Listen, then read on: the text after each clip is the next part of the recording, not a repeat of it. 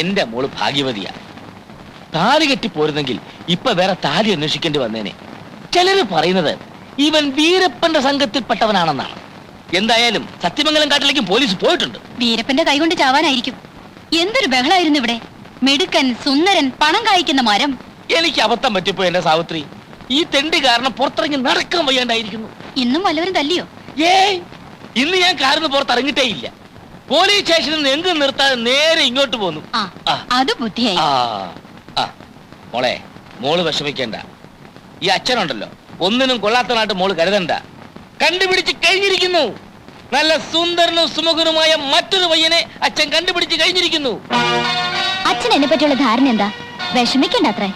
എനിക്ക് വിഷമം ഉണ്ടെന്ന് ഞാൻ അച്ഛനോട് പറഞ്ഞോ? എനിക്ക് പറ്റിയൊരു അബദ്ധം. അയ്യോ, അബദ്ധം പറ്റിയോ മോളെ? ഒന്ന് മിണ്ടാതിരിക്കച്ചാ. ഒരേ തൊഴിൽ ചെയ്യുന്നവർ തമ്മിലുള്ള സൗഹൃദം, അത് മാത്രമാണ് എനിക്ക് പറ്റിയ മിസ്റ്റേക്ക്. അല്ലാതെ ഞാൻ അയാളെ സ്നേഹിക്കുകയോ കല്യാണം കഴിക്കണമെന്ന് ആഗ്രഹിക്കുകയോ ചെയ്തിട്ടില്ല. അത് വളരെ നന്നായി. എങ്കിൽ ഈ പുതിയ ഇറക്കനെ നീ സ്നേഹിച്ചു തുടങ്ങിക്കോ. ആരാണെന്ന് അറിയോ?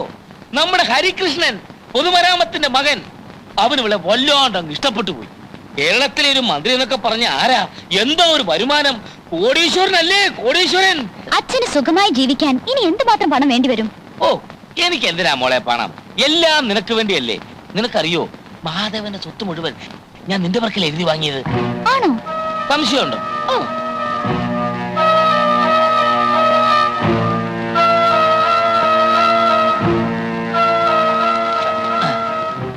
ദേ നോക്ക്, എനിക്ക് പണം വേണമെന്നുണ്ടെങ്കിൽ ഇത് എന്റെ പേർക്കല്ലേ ഞാൻ എഴുതി വാങ്ങിക്കൂ. ദേവേട്ടൻ ഇതൊക്കെ എന്റെ പേർക്ക് എഴുതി വെക്കാൻ കാരണം? അവൻ എങ്ങനെ തോന്നി എഴുതി. അല്ലല്ലോ, അവൻ എന്തിനാ മോളെ സ്വത്ത്? ഒറ്റ തടിയല്ലേ. ശരിയാ, ഞാൻ ഒറ്റത്തടിയാ. നിങ്ങളൊക്കെ ഇരട്ടത്തടി. നന്ദിനി ഇരട്ടത്തടി, അമ്മായി ഇരട്ടത്തടി, അമ്മാവനും ഇരട്ടത്തടി. മഹാദേവൻ ഒന്ന് പോയെ, ഞങ്ങൾ ഇവിടെ പ്രധാനപ്പെട്ട ഒരു കാര്യം ചർച്ച ചെയ്തോണ്ടിരിക്കുക. അതെ, ദേവേട്ടൻ ഒപ്പിട്ട പ്രമാണമാണ് ചർച്ചാ വിഷയം. കുഴപ്പമില്ല, ഈ വിഷയം ഇപ്പൊ തന്നെ അവസാനിപ്പിച്ചേക്കാം. എന്താ നന്ദിനി നീ കാണിച്ചത്? കൈ കിട്ടിയത് മുഴുവൻ കളഞ്ഞില്ലേ? ഇനിയിപ്പോ ആശുപത്രിയും വീടും മറ്റു സ്വത്തുക്കളും എല്ലാം പിന്നെ എന്റെ തലയിലായില്ലേ? നിന്റെ അഹങ്കാരം അവസാനിപ്പിക്കും. സാരമില്ല അമ്മാവ, അമ്മാവനുടൻ വേറൊരു പ്രമാണം റെഡിയാക്കിക്കോ. സ്വത്ത് ഞാൻ അമ്മാവന്റെ പേർക്ക് എഴുതാം. ഓ, എനിക്ക് എന്തിനാ മോനെ സ്വത്ത്? അമ്മായിയുടെ പേർക്ക് എഴുതിക്കോ. എന്നിട്ട് അമ്മായിയെ എനിക്ക് കെട്ടിച്ചു തരാനായിരിക്കും. അങ്ങനെ പറഞ്ഞാണല്ലോ സ്വത്ത് നന്ദിനിയുടെ പേർക്ക് എഴുതിയത്. അമ്മാവന് സിനിമയിൽ അഭിനയിച്ചൂടെ? ഇത്രയും കഴിവുകളുള്ള ഒരു നടൻ ഇന്ന് ഇന്ത്യയിലില്ല. ഭരത് അവാർഡ് കിട്ടും. കള്ളൻ, കോട്ട് കള്ളൻ. മഹാദേവ, മിണ്ടിപ്പോകരുത്. നന്ദിനിയുടെ സ്നേഹത്തിന് വില പറയാൻ ഇയാൾക്കെന്താ അധികാരം? നന്ദിനി എനിക്ക് ഇഷ്ടമാണ്, പക്ഷെ അവൾക്ക് എന്നെ ഇഷ്ടമുണ്ടെങ്കിലേ ഞാൻ അവളെ കല്യാണം കഴിക്കൂ. അതിന്റെ ഇടയിൽ കയറി വന്ന് കുത്തിത്തിരിപ്പ് ഉണ്ടാക്കിയാലുണ്ടല്ലോ, താ റോട്ട് കിടക്കും.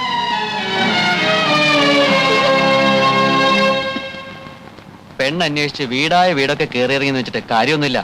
ചിലപ്പോ വളരെ അവിചാരിതമായിട്ടായിരിക്കും നമുക്ക് പറ്റിയ ഒരാളെ കണ്ടെത്തുന്നത്. ഞാൻ ഈ കുട്ടിയെ മുമ്പും കണ്ടിട്ടുള്ളതാ, പക്ഷേ അന്നൊന്നും അങ്ങനെ തോന്നിയിട്ടില്ല. ഇപ്പൊ തോന്നി. ഞാൻ അതല്ല ചോദിച്ചത്. ഹരിക്ക് വേറൊരു അഫയർ ഉണ്ടായിരുന്നല്ലോ, അതെന്നേ വിട്ടു. Yes, come in. ഇതാര്? മിസ്റ്റർ മഹാദേവന് വീട്ടിൽ വന്നപ്പോ കണ്ടില്ല. ഞാൻ പഞ്ചാബിൽ പോയിരിക്കുകയായിരുന്നു. അതെ, ഒരു സീരിയസ് പ്രശ്നം. എന്തേ? രഹസ്യം.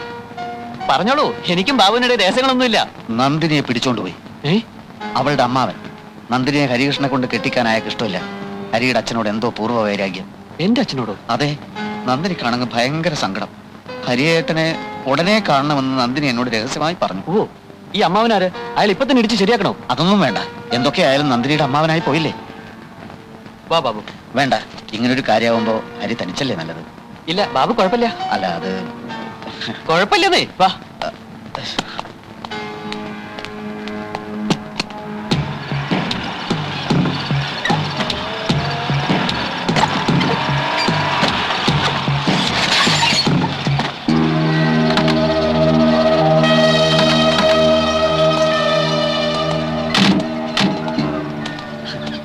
ഇവിടുന്ന് അങ്ങോട്ട് ഭയങ്കര കുണ്ടുകുഴിയാണ്, കാറ് പോവില്ല.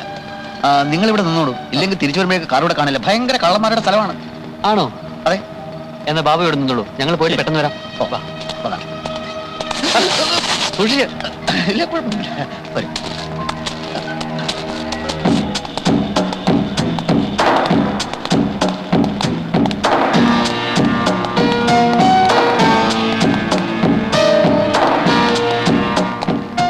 നന്ദിനി ഇവിടെ ദാ ഇവിടെ ഉണ്ട്, വരൂ.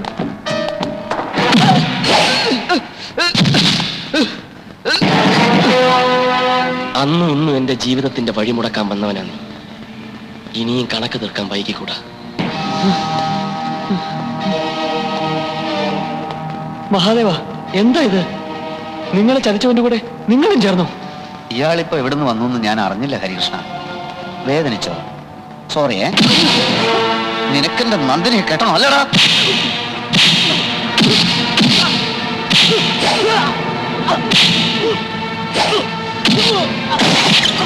ബാബു,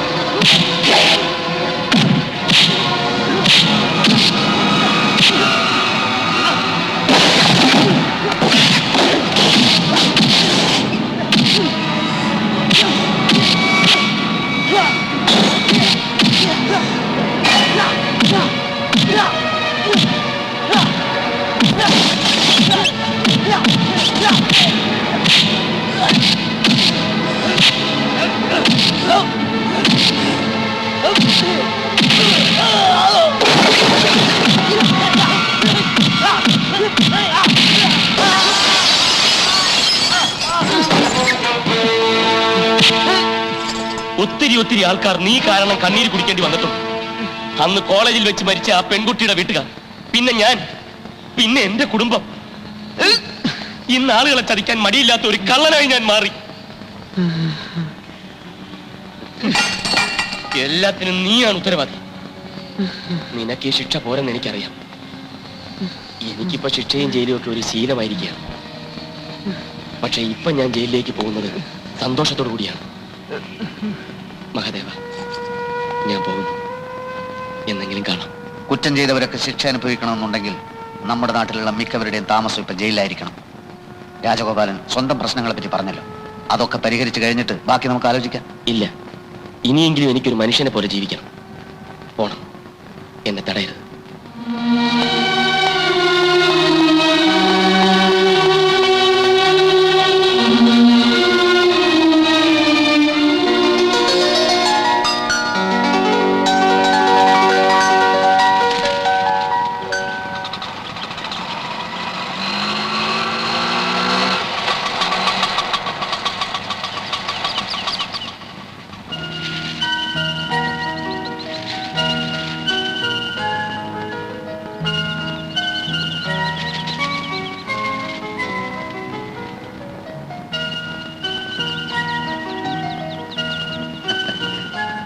പേടിക്കണ്ട, കയറി വരാം. സ്റ്റാഫൊക്കെ മിക്കവാറും പുതിയ ആൾക്കാരാ, രോഗികളും. ശിക്ഷ കഴിഞ്ഞ് ഇന്നലെ ഇറങ്ങി. എന്റെ ചേച്ചി, വീട്ടുകാർ, അവർക്ക് വേണ്ടി മഹാദേവൻ ചെയ്ത ഉപകാരങ്ങൾ ഒരിക്കലും മറക്കാനൊക്കില്ല. ആശുപത്രിയൊക്കെ അലങ്കരിച്ചിട്ടുണ്ടല്ലോ, എന്താ വിശേഷം? അങ്ങനെ പ്രത്യേകിച്ചൊന്നുമില്ല. ഇതിപ്പോ പഴയ കഴുത്തറപ്പ സ്ഥാപനമൊന്നുമല്ല, ഓൾമോസ്റ്റ് ഒരു ധർമാശുപത്രി എന്ന് പറയാം. വാ. ആളിനെ മറന്നിട്ടില്ലല്ലോ അല്ലേ? Doctor Mrs Nandini Mahadevan. 6-7 മാസത്തിനകം ഒരു അമ്മയാവാനുള്ള സാധ്യത തെളിഞ്ഞു കഴിഞ്ഞിട്ടുണ്ട്. Congratulations. Thank you mister clean.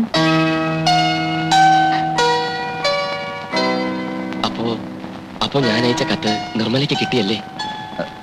പക്ഷെ നിർമ്മല നിർമ്മല നിർമ്മലയുടെ വിവാഹമാണിന്ന്.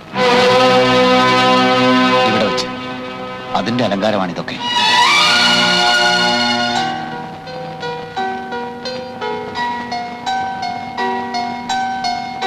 വരൻ മിസ്റ്റർ ക്ലീൻ തന്നെയാണ്. അത്ര പെട്ടെന്ന് സസ്പെൻസ് പൊളിക്കണമായിരുന്നു. ഈ ആശുപത്രിയിൽ വെച്ച് നിങ്ങൾ തമ്മിൽ കണ്ടുമുട്ടി, പരിചയപ്പെട്ടു, അടുത്തു, വഴക്കടിച്ചു, തെറ്റിപ്പിരിഞ്ഞു. ഇതേ സ്ഥലത്ത് വെച്ച് തന്നെ ആവട്ടെ നിങ്ങളുടെ കൂടിച്ചേരലുമെന്ന് ഞങ്ങൾ അങ്ങ് തീരുമാനിച്ചു. പേടിക്കണ്ട, ജീവിക്കാനുള്ള സെറ്റപ്പൊക്കെ ഞാൻ ഉണ്ടാക്കി തരാം. ഒരാളെ പറ്റി രാജഗോപാൽ അന്വേഷിച്ചില്ല. ആരെപ്പറ്റി?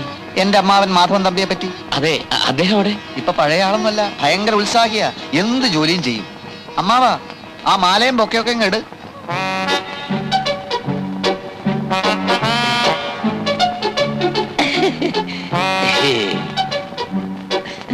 ഇവിടെ ഒരു അറ്റൻഡറുടെ ഒഴിവ് വന്നപ്പോ പുള്ളിക്കാരൻ സ്വയം അറ്റൻഡർ ആയതാ. അമ്മാവ മാല കൊടു, ജീവിതത്തിൽ ഒരിക്കലെങ്കിലും ഒരു നല്ല കാര്യം ചെയ്യുക.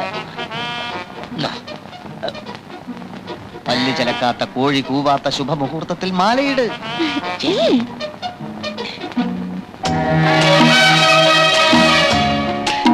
നമ്മളെ